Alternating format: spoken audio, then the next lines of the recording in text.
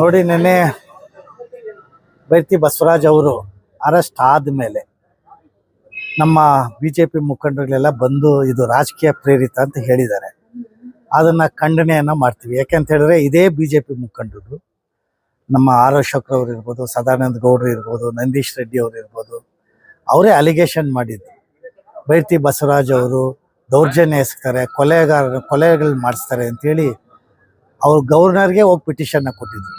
ಅದೇ ವ್ಯಕ್ತಿಗಳು ಬಂದು ಇವತ್ತು ಅವ್ರ ಪಕ್ಷದಲ್ಲಿದ್ದಾರೆ ಅಂತ ಹೇಳ್ಬಿಟ್ಟು ಇಮಿಡಿಯೇಟ್ ಆಗಿ ಬಂದು ರಾಜಕೀಯ ಪ್ರೇರಿತ ಅಂತ ಹೇಳಿರ್ತಕ್ಕಂಥದ್ದು ತಪ್ಪು ಅನ್ನುವಂಥದ್ದು ನಮ್ಮ ಆಗ್ರಹ. ಇವಾಗ ಹಾಗೇನೆ ಅನೇಕ ಮರ್ಡರ್ಗಳಾಗಿದೆ ಈ ಕ್ಷೇತ್ರದಲ್ಲಿ, ಅವೆಲ್ಲ ಮರು ತನಿಖೆ ಆಗಬೇಕು ಅಂತ ಹೇಳಿ ನಮ್ಮ ಆಗ್ರಹ. ಹಾಗಾಗಿ ಪತ್ರಿಕಾಗೋಷ್ಠಿಯನ್ನು ಕರೆದಿರ್ತಕ್ಕಂಥದ್ದು. ನೋಡಿ, ಬಿ ನಾರಾಯಣಪುರದಲ್ಲಿ ಮಹದೇವಪುರದಲ್ಲಿ ಒಂದು ಆಗಿದೆ ಮರ್ಡ್ರು, ಅದು ಅದು ಆಗಬೇಕು.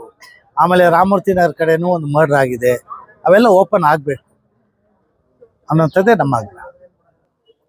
ನೋಡಿ, ಇದು ರಾಜಕೀಯ ಬೇರೆ, ಈ ದೌರ್ಜನ್ಯ ಮರ್ಡರ್ಗಳು ಮಾಡುವಂಥದ್ದು ಬೇರೆ. ಈ ಕ್ರಿಮಿನಲ್ ಆ್ಯಕ್ಟಿವಿಟೀಸ್ನ ರಾಜಕೀಯಕ್ಕೆ ಬೆರೆಸಬಾರ್ದು. ಆದರೆ ದುರದೃಷ್ಟ ಏನು ಅಂತ ಹೇಳಿದ್ರೆ ಈ ಕ್ಷೇತ್ರದಲ್ಲಿ ಕ್ರಿಮಿನಲ್ಗಳನ್ನ ಇಟ್ಕೊಂಡು ರಾಜಕೀಯವನ್ನು ಮಾಡ್ತಾ ಇರ್ತಕ್ಕಂಥದ್ದು.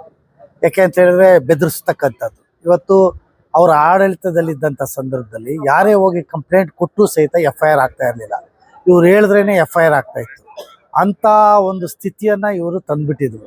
ಆದರೆ ಇವತ್ತು ಕಾಂಗ್ರೆಸ್ ಸರ್ಕಾರ ಬಂದ ನಂತರ ಇವತ್ತು ಯಾರೇ ಹೋದ್ರೂ FIR ಆಗ್ತದೆ, ತನಿಖೆ ಆಗ್ತದೆ, ನ್ಯಾಯ ಸಿಗ್ತಾ ಇದೆ.